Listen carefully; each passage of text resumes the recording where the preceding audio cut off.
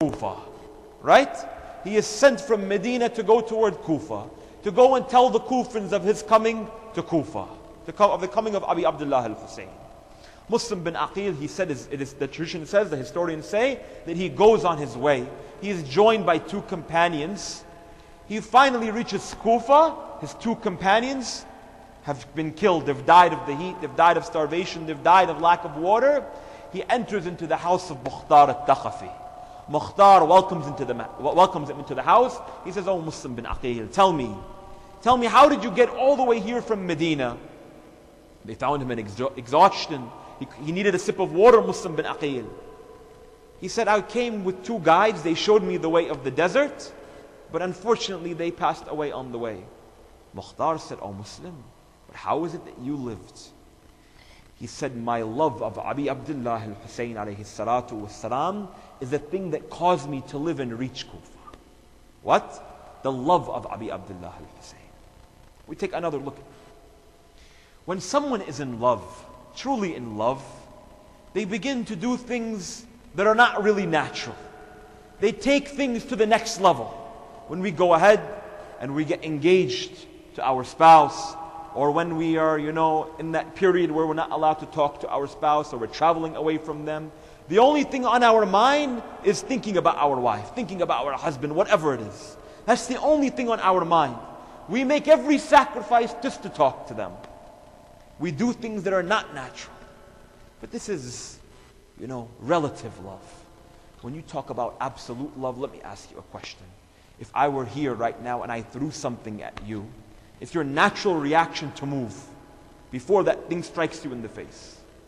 On the day of Ashura, Sa'id ibn Abdullah, he is standing in front of Abi Abdullah al-Hussein while he is leading Salat al-Dhuhr. He is standing in front of Imam al-Hussein alayhi salatu was-salam. There is an arrow coming towards him. Naturally, a human being would move, even if he was trying to defend that person who was behind him. But it was his love for Abi Abdullah al-Hussein alayhi salatu was-salam that not only not caused him to move, but take a step in front and let that arrow pierce his body. Not only that, Sa'id ibn Abdullah is standing in front of Abi Abdullah al-Hussein alayhi salatu was-salam. He has multiple arrows that have been struck through his body, yet he never falls down until Imam al-Hussein makes the call, "Assalamu alaikum wa rahmatullah wa barakatuh."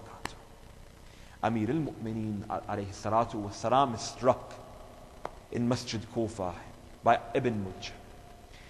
He does not respond until when? Until he makes the last salam to Allah subhanahu wa ta'ala. "Assalamu alaykum wa rahmatullah wa barakatuh. Fustu wa rabbil Kaaba." Why? It is the love of Allah subhanahu wa ta'ala. It is the love that causes them to truly live. Which is why today, in marking the martyrdom of our Holy Prophet Muhammad sallallahu alayhi wa alihi wa sallam, Allahumma salli ala. What we truly want to go ahead and understand is what is loving our Prophet. Because for many years and many centuries, unfortunately, Rasulullah sallallahu alayhi wa alihi has been deprived from our communities. Not only our communities, but all communities. That he is not only oppressed by outsiders, but he is also oppressed by our own community. But then again, it's not really true. For if we were to go ahead and we examine the traditions from himself, Muhammad sallallahu alayhi wa alihi wa sallam, what does he say? He says, "Ana madinatul ilm wa aliyun babaha wa man arad al-madinata wal hikmah falyatiha min babah." The one who wants knowledge, the one who wants wisdom, enter through the gate. The gate is Ali ibn Abi Talib. Unfortunately, or fortunately, or whatever it is, when we go ahead to understanding Rasulullah and entering into the gate of knowledge, we become so infatuated with the door.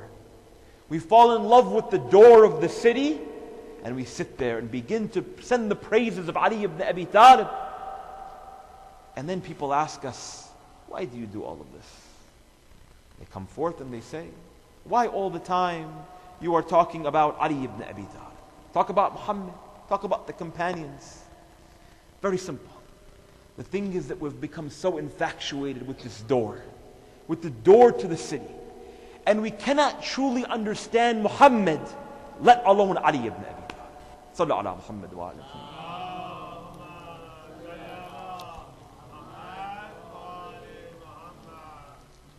Which is why for several centuries now, from the beginning of the martyrdom of Prophet Muhammad sallallahu alaihi wasallam, we go ahead and we see a very common theme that has taken place across history. What is this theme? This theme is the idea of removing the infallibility of Muhammad sallallahu alaihi wasallam from the religion of Islam. We go ahead and we take a look at the different traditions from other schools of thought. We go ahead and we see that Prophet Muhammad, when he is born, when he is a youth, there are two angels who take him and they bring him to a land which is full of snow. This is what the tradition says. Of course, not from the school of Ahlul Bayt. And they say that they cut open the chest of the Prophet. They took out his dark black soul. They cleansed it with snow and they put it back. They sewed it up. And they said that this is the purity of Muhammad. This is the purity of Muhammad. Today we go ahead and people wonder, especially young people, they go ahead and they wonder, they say, why the religion of Islam so like this and so like that? Why we have so many issues in our community? Truly, if we go back and analyze throughout history, we see that the biggest cause of this problem was the propaganda that surrounded Rasulullah sallallahu alaihi wasallam. For there are certain individuals who go ahead and in the name of Islam, what do they say? They say that Muhammad is on one lane and the religion of Islam is on another lane.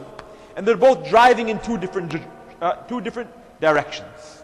And if you go ahead and you see their lectures or if you go ahead and you see their writings, they always quote this verse. They say, Ma Muhammadan illa Rasul. That Prophet Muhammad is nothing but a messenger. Prophet Muhammad is nothing but a messenger. Allah subhanahu wa ta'ala says in the Holy Quran. So they say today, for example, when we go ahead and our mailman comes to our door, what happens?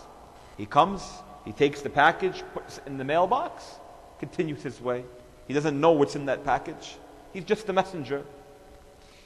These certain individuals have taken this verse of the Holy Quran and they have thrown it all the way out there in order to limit the status of Prophet Muhammad sallallahu alaihi wasallam. Then again they go ahead and they quote another verse. Twice in the Holy Quran, Allah subhanahu wa ta'ala says, قُلْ, say, O Muhammad, أَنَا بَشَرٌ مِثْلُكُمْ, I am just a man like you. When we go ahead to the holy city of Medina and send our salutations on Rasulullah sallallahu alaihi wa alihi wasallam, they tell us this is a bid'ah. But we ask them why? How is this an innovation? They say that Allah subhanahu wa ta'ala told Rasulullah sallallahu alaihi wa alihi to tell the people, قُلْ, say, I am just a man like you, أَنَا بَشَرٌ مِثْلُكُمْ. That I am a man just like you, I have flesh like you, I breathe like you, I have blood like you. But unfortunately, they have taken this verse out of context. We go ahead and we study the tafsir of this verse. We see that one day Prophet Muhammad sallallahu alaihi wa alihi wa sallam, Allahumma salli ala Muhammad wa ala, is approached by some of the mushrikeen, by some of the polytheists during the time of, in the first years of his prophethood. They come to him and they say, Oh Muhammad, show us that this religion is, truly divine. Show us and prove to us your prophethood. He says, no problem. What do you want me to do? I will show it to you. He says, you see this moon, O Rasulullah? Cut it in half. Rasulullah, by the permission of Allah subhanahu wa ta'ala, splits the moon in half. They say, Oh Muhammad, this is just trickery, this is just magic. Put the moon together. It is said that Rasulullah puts the moon together. What happened?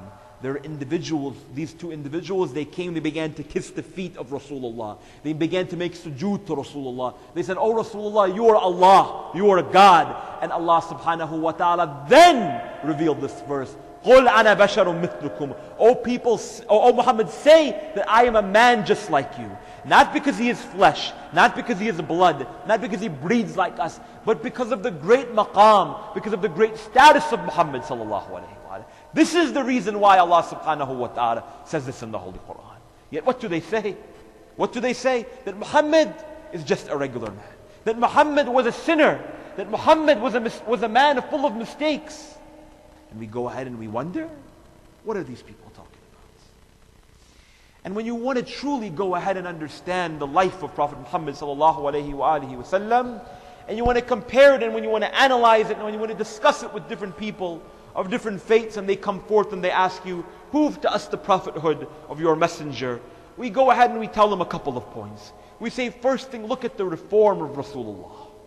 When Rasulullah sallallahu alayhi wa alihi had come to the people of Arabia, to the people of Hijaz, he was living in an age of Jahiliyyah. Of course, we all know this. What happens? In this period of time, people used to go ahead, they used to make the tawaf around the Kaaba without wearing even clothes. They used to do it naked. This is the type of morality of these people. They used to swap their wives. They used to have battles of poetry. You know, today young people, they might know about some rap battles or something. Maybe it took place back a couple of years ago, okay, on different channels. We go ahead, back in the day, what did they used to have? They used to have battles of poetry. That, for example, if my poetry beats this guy's, and he gets more embarrassed, he has to give me his house, he has to give me his camels, he has to give me his horses, and he has to give me his wife and his kids. Why not? While we're at it. When Rasulullah sallallahu alayhi wa sallam had come, he had come to completely reform this community.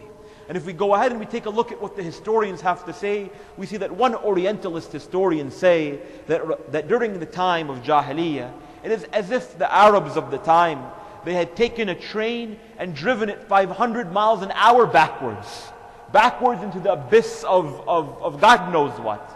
And when the Prophet had come, he had stopped the train, and he had turned that train going straight toward modernity, going straight toward purity, going straight toward a utopian state. Allahumma salli ala.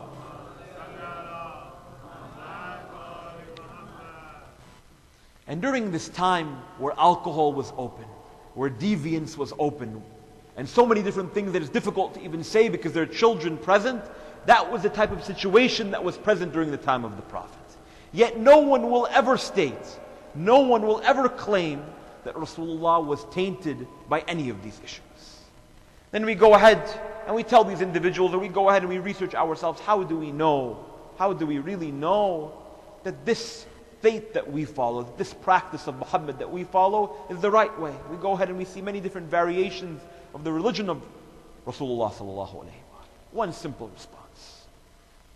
If someone were to bring us a better follower, a better human being after Rasulullah than Ali ibn Abi Talib, would follow him. And if anyone would bring us a woman better than the Lady of Light, Fatimatul Zahra, salamullahi alayha, Allahumma salli ala Muhammad wa ali Muhammad, then certainly we would follow her. Very simple. You bring one better than Ali, you bring another one better than Fatima, and if they take us closer to Rasulullah, we'll follow them. Bring them. Bring them. But of course you cannot find. Sallu ala Muhammad wa ali Muhammad.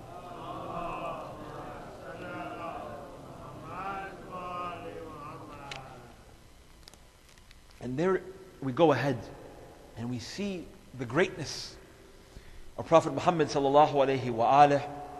And yet throughout history there have always been such individuals who have gone ahead to remove his status from his great prominent position. It is narrated that one day, and is narrated by Fakhruddin al-Razi. Fakhruddin al-Razi is a scholar who, let us just say, is not very supportive of the school of Ahlul Bayt alayhim salatu wassalam. He narrates that one day there was a Jewish man from outside of Medina who wanted to come and meet Rasulullah sallallahu alayhi wa alihi wasallam. He enters into the city of Medina and he asks the people, he says, "O people, take me toward your prophet." They said, "Oh man, the prophet has passed away." So he said, "Then who is his successor?" They say his successor is Umar ibn al-Khattab. It is said that this man goes toward the second caliph, Umar ibn al-Khattab, and he says, "Oh, successor to the prophets, can you go ahead and can you tell me about your prophet?" He said, "I can tell you, but let me send you to someone, who's a little bit more knowledgeable than I." The Jewish man says, "But O Caliph, aren't you his successor? Shouldn't you be the most knowledgeable?" He says, "No." He says, "Go to Bilal." So the man, he goes toward Bilal. He says, "The Caliph has sent me toward you. He told me to ask you I want to learn about the status of the prophets." He says, "Okay." He says, "But even more than me, let me send you to the house of the prophets." He says, "Sure. Where do I go?" He says, "Go to the house of Fatima." It is said that this man, he went toward the house of Fatima al-Zahra. He knocked the door of Fatima al-Zahra. Lady Fatima opens the door and says, "How can I help you?" He says that, "Oh lady, I have been told by the Caliph, who has sent me to Bilal, who has sent me to you, to tell me about the status of Muhammad." "Who are you?" She says, "I am the daughter of Muhammad." "So tell me about Muhammad." She says, "I cannot tell you. Go and I will send you to the beloved of Muhammad, Ali ibn Abi Talib, alayhi salatu wassalam. Allahumma salli." The man continues on his way until he meets Amir al-Mu'mineen. He says, "Oh Ali, I have been sent from here to here to here to you. Tell me about your prophets." He says, "Rasulullah, how am I going to explain to you, Rasulullah?" It is said, he said, "You might need to sit down for this." The man sat down, Amir al-Mu'mineen sat down, and he said, "Explain to me the universe. Explain to me the universe." He said, "I don't know how to explain to you the universe. There's trees, there's stars, there's planets, there's earth, there's human beings, there's animals, there's reptiles. Some are warm-blooded, some are cold-blooded. There's this, there's that, this photosynthesis. God knows all these other processes occur. I can't explain all of that in a couple of words." Then Amir al-Mu'mineen alayhi salam, he tells this man, "Then how do you expect me to explain to you the cause of all of this? How do you expect for me to explain to you the cause of the universe? For when we want to go ahead and understand the reason why we were created, the cause of all of creation is Muhammad sallallahu alayhi wa sallam. Allahumma salli ala Muhammad." Which is why it's completely unbelievable. Which is why that on that day, that calamity of the Thursday, Raziyatul Khamis, and if you go ahead and take a look in Al-Bukhari, in volume 5, in section 6, 1997, Dar es-Salam Publications, printed in Saudi Arabia. You go ahead to page 465, page 466, you go ahead and see a hadith narrated by Ibn Abbas. Ibn Abbas says what? He says, "Oh, what a Thursday that was." What Thursday was it, oh Ibn Abbas? That Thursday when Rasulullah was on his bed. He called all of the companions toward him and he told them, "Give me a pen and give me a paper." Some of them came and they said, "Oh Rasulullah, we are coming to give you your pen and your paper." And there was another group of companions who came and said, "Oh Rasulullah, you are sick. Do not take it." He said, "Oh people, give me the pen and give me the paper." They said, "Oh Rasulullah, hasbuna kitabullah." The book, the holy book, the Quran is sufficient for us. When the other companions, they asked them, "What are you talking about? Rasulullah is asking you for a pen. Rasulullah is asking you for a paper. What do you mean the book is sufficient for you?" They said, "Inna rajulun yahjur." Surely this man is gone delirious. Delirious. وَمَا يَنْتِقُ عَنِ الْهَوَىٰ إِنْ هُوَ إِلَّا وَحْيٌ يُوحَىٰ. Allah subhanahu wa ta'ala says in Surah An-Najm that every word that Rasulullah speaks is a wahy. Everything that Muhammad says is an inspiration from Allah subhanahu wa ta'ala. Everything that came out of his tongue was the word of Allah subhanahu wa ta'ala. Yet they call this man delirious. SubhanAllah. The individual who was the cause of their existence, who was the cause of creation, of all of their successes, everything in this world is because of Muhammad sallallahu alayhi wa sallam. Yet they tell us Muhammad was just a man. أَنَا بَشَرٌ مِثْلُكُمْ مَا مُحَمَّدٍ إِلَّا رَسُولٌ. They go ahead and they quote all of these ahadith and they tell us that Muhammad was this and that Muhammad was that. What do they know about Muhammad? And what do you know about the religion of Islam if you do not know about Muhammad? Tell me. Which is why when we go ahead and turn toward many of the du'as that we were told to recite, we go ahead and we see something very interesting. That if there's a dua that causes all of our problems, according to the traditions of Ahl al-Bayt, if you want to become wealthy, you recite this dua. You want to get married, recite this dua. You want to have children, recite this dua. You have any problems, recite this line. What is that line? Alhamdulillah alladhi ja'alani min ummati Muhammadin sallallahu alayhi wa alayhi. Allahumma salli ala.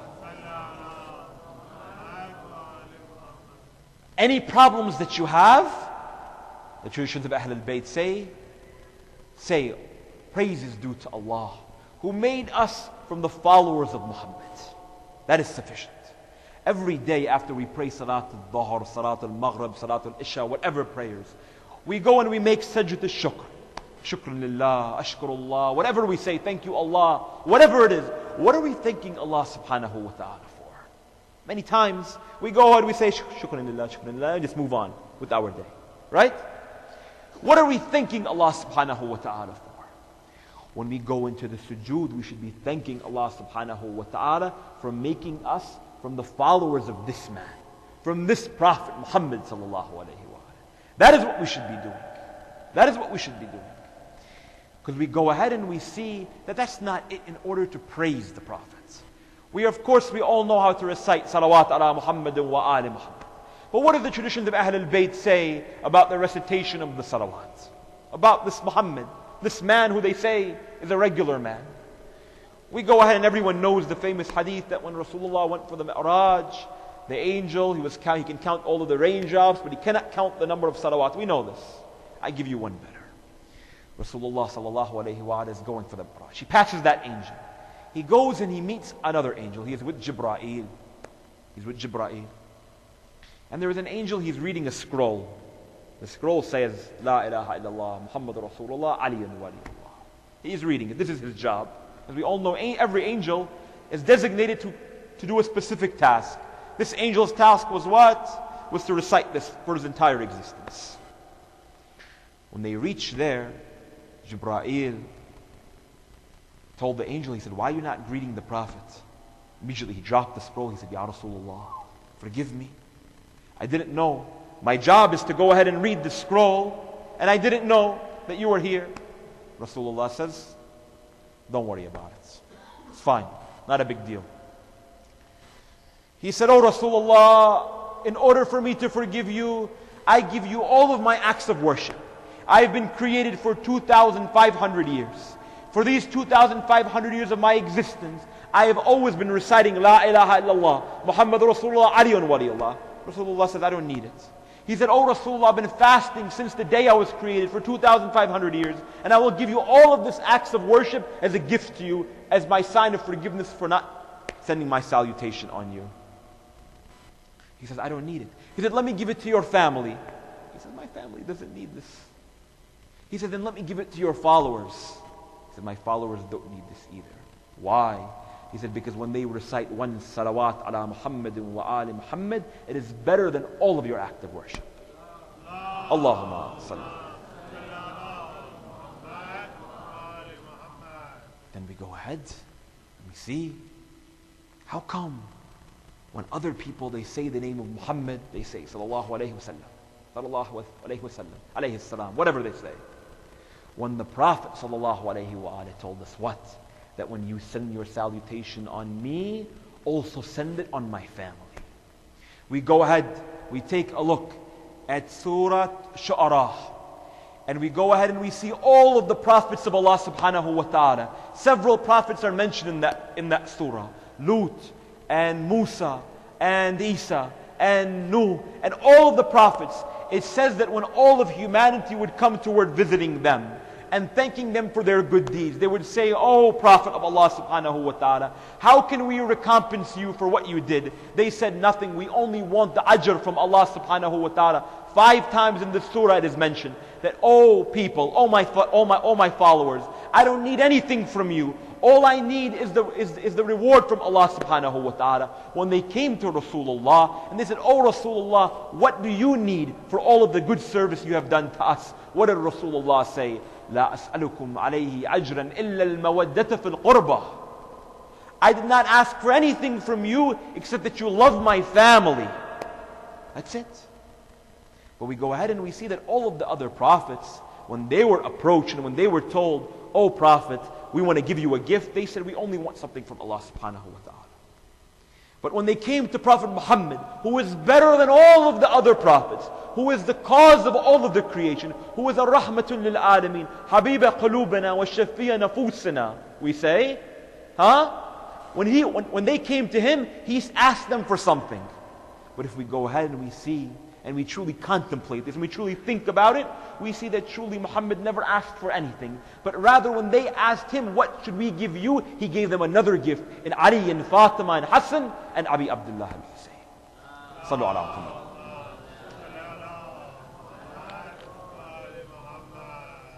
So this is the character, and this is the mercy of Muhammad sallallahu alayhi wa Allah subhanahu wa ta'ala says in the Holy Quran, وَمَا أَرْسَلْنَاكَ إِلَّا رَحْمَةٌ لِلْعَالَمِينَ. We did not send you, O Muhammad, except that you are a mercy unto the worlds.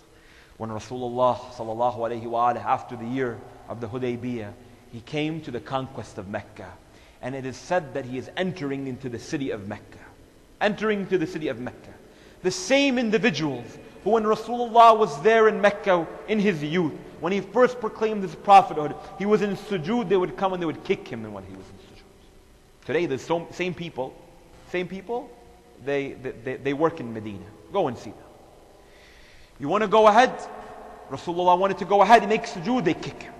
They go ahead, they cut pigs, they cut cows, they took their intestines, took the hearts, and threw it at Muhammad when he was trying to pray. Rasulullah would enter into the city, and those same individuals who were there, who committed these violence, who committed these actions against Rasulullah, he is now entering, and he is under their control. They are his slaves. It is said that when he is entering, there was one man from amongst the Muslims, he put up a sign. It said, "O people of Mecca, today is the day where our master Muhammad enters into your city. Today is the day when your men grieve and your children cry." Rasulullah said, "What is this? What is this? What did you write?"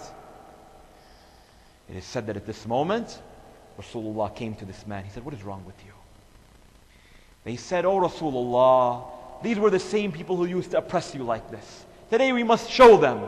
Immediately he removed this man. He called Amir al-Mu'mineen, and a few moments later there was a sign that was put up, "O people of Mecca, today is the day when your women can smile and your children can come out and play." Why? Because this is the rahmatun lil alameen. This is the mercy unto the worlds, Muhammad sallallahu alayhi wa alihi. Allahumma salli. Which is why we go ahead and try to understand truly loving this Muhammad. For if anyone understood Rasulullah, our infatuation for him would be undeniable, would be so much so that we would go against our nature, just as Sa'id ibn Abdullah would stand in front of Abi Abdullah al-Husayn and take those arrows for Abu Abdullah. Just like Maytham al-Thammar would continue to live even as they hung him, and he continued to praise Ali ibn Abi Talib. Just as Muslim bin Aqil would leave Medina to go toward Kufa, he would live throughout this because of his love of Abi Abdullah al-Husayn. In the last days of the life of Prophet Muhammad sallallahu alayhi wa alihi, he is on his bed. He tells his daughter Fatima al-Zahra, he said, "I must go ahead and make my last will to my community." They said, "Oh Rasulullah, you are sick. How are you going to go?" He said, "I must go. I must go and I must apologize to the people." Now let me ask you, what does Muhammad have to apologize for?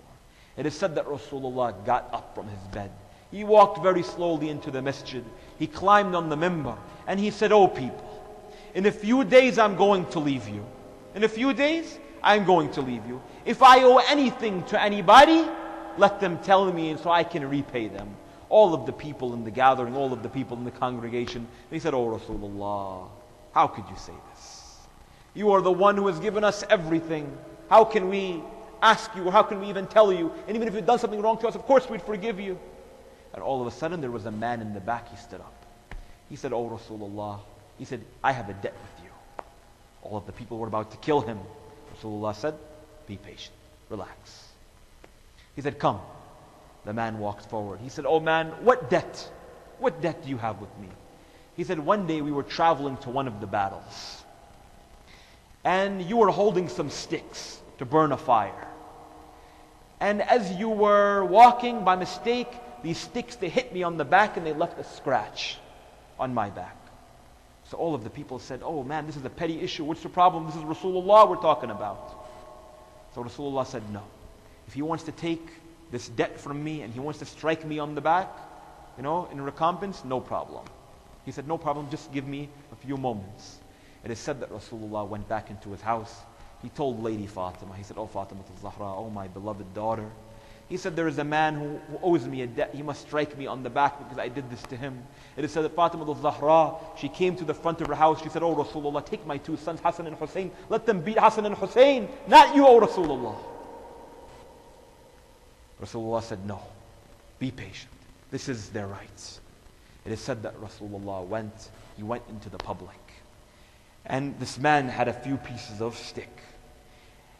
And then he told Rasulullah, he said, "Oh Rasulullah, but when you hit me, I was not wearing a shirt. So it hurt me even more." So Rasulullah said he took off his shirt, and all of these people, they were wondering, what is this man doing? He's going to hit Rasulullah. It is said that he took the stick and he began to run toward Rasulullah. And all of a sudden, he dropped the stick and he began to kiss the neck of Rasulullah. He began to kiss the back of Rasulullah. He began to kiss the chest of Rasulullah. And they all asked him, "What are you doing? You wanted to strike him?" He said, "Oh my lover, oh my beloved Muhammad sallallahu alayhi wa sallam. My actually true intention was just so I could see you, was just so I could kiss you, was just so I could embrace you one final time. For a life without Muhammad is not worth living." On one side we see individuals like this. And on the other side we see individuals who in the last days of Rasulullah, they were the first ones to leave his home and get involved in everything else except for the last moments next to the body of Muhammad. We go ahead and we take a look at history, and we see that we can count the number of people who were present at the funeral, at the burying of our Prophet, with our fingers. We can count them. Less than 10. This is the amount of people who were with Rasulullah. Rasulullah sallallahu alayhi wa alihi wa sallam is in his final moments. It is said that at this moment, he tells all of his companions to leave. And like any other individual, when they're in their last moments, they ask for their family to come and join them. And it is said that at this moment, he called Fatima al-Zahra, he called Ali, he called Imam al-Hassan, and he called Imam al-Hussein. And at that moment, it is said that there was a knock on the door. Rasulullah says, "I am not seeing any visitors." He said, "Oh Rasulullah, this is Jibra'il." And at that moment, Jibra'il opened the door by the permission of Rasulullah. Rasulullah told Jibra'il, he says, "Oh my friend, where have you been? I have been waiting for you for years. I have been waiting for you for years. I'm waiting to meet my Lord."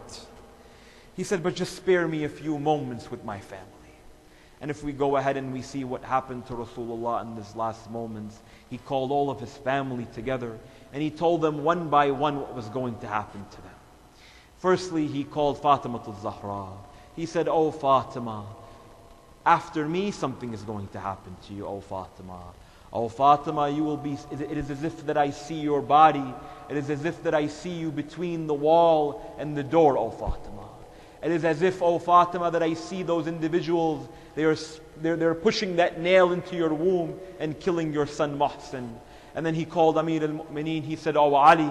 He said, "Oh Ali, it is as if I can see your skull broken in the masjid of Kufa. They will break it apart and your beard will be drenched in your own blood, oh Ali." And then he said, "Oh Hassan, come toward me, oh my grandson." He called Imam al-Hassan and he said, "Oh Hassan, it is as if I could see you vomiting your own liver into a pail, into a bucket. And there, O Aba Abdullah, it is as if I could see your body lying on the plains of Karbala. But I want you to go ahead and I want you to imagine the scene for just a moment. I want you to imagine the scene of the granddaughters of Rasulullah. There was Zainab there and there was Kulthum. And as Rasulullah sallallahu alayhi wa alayhi, he began to tell each and every one of them what is going to happen to them. I wonder of the scene of Zainab and I wonder of the scene of Kulthum. And if you go ahead and you see all of the Ahl al-Bayt, at the end of their life, they would always go back to the city of Medina. They would always want to send their last salutations on Prophet Muhammad. We go and we see Fatimatul Zahra. After she was struck between the wall and the door, Lady Fatima would go toward the grave of Rasulullah. She would go and complain toward Rasulullah. Tell her that, oh Rasulullah, oh my father, one day I was walking down the street to go visit Amir al-Mu'mineen, and all of a sudden a man came and he slapped me on the face, oh Rasulullah. And then toward the end of the life, before Amir al-Mu'mineen left for Kufa, he would go to Rasulullah and said, oh Muhammad, oh my beloved, what did they do to me after? You told me that this was my right, but I remained patient. They beat my wife. They continuously gave me all of this oppression, O Rasulullah. Imam al-Hassan alayhi salam, he wanted to be buried by Rasulullah, and they shot arrows at his janazah. But perhaps the most interesting thing was Aba Abdullah al-Hussein. Imam al-Hussein alayhi salatu was salam, he is leaving for Karbala. Before he leaves for Karbala, he goes toward the mausoleum, he goes toward the grave of Rasulullah. He goes and he says, oh my grandfather Muhammad, I am the son of Fatima. Please take me with you. He hears a voice after he falls asleep saying, oh Aba Abdullah, first go and attain martyrdom. And if we go ahead and we see amongst all of the traditions, it says that Imam al-Hussein, before he left for Karbala the last day, he went to go visit Rasulullah, send his last salutations on Rasulullah. When he went toward the grave of Rasulullah, he would walk very strongly, walk very proudly. He would go, he would send his last salam on Rasulullah. And everyone would say that this is certainly the son of Muhammad. Then it is said that he would leave the grave of Rasulullah and he would look down and he would walk very slowly. Where was he going? Where was Aba Abdullah going? He was going toward the grave of his mother Fatimatul Zahra. It is said he would walk there in a very humble way and send his last salutations on Fatimatul Zahra. And which is why it is said that on the day when the caravan of Aba Abdullah, they were entering into Medina, it is said that Zainab, salamullahi alayha, she is entering and all of a sudden she falls down from her horse. Kulthum says, oh Zainab, why do you fall down from your horse? She says that, oh Kulthum, I see the walls of Medina. On the other side is the grave of my mother Fatimatul Zahra. Ala la'natullahi ala al-qawm al-zalimin. Inna lillahi wa inna ilayhi raji'un. Please raise your hands. We pray to Allah subhanahu wa ta'ala for the shafa'ah of Muhammad wa Ali Muhammad in this life and the ziyarat in their next life. And we pray to Allah subhanahu wa ta'ala to hasten the reappearance of our Imam Hujjat ibn al-Hasan al-Askari. Allahumma ajil li waliyika al-faraj waj'alana wa awladana min al-ansarihi wa a'wanah wa dhabina anhu wal mustashhadeen bayna yaday برحمتك يا أرحم الراحمين وصلى الله على محمد وآله الطاهرين اللهم صل على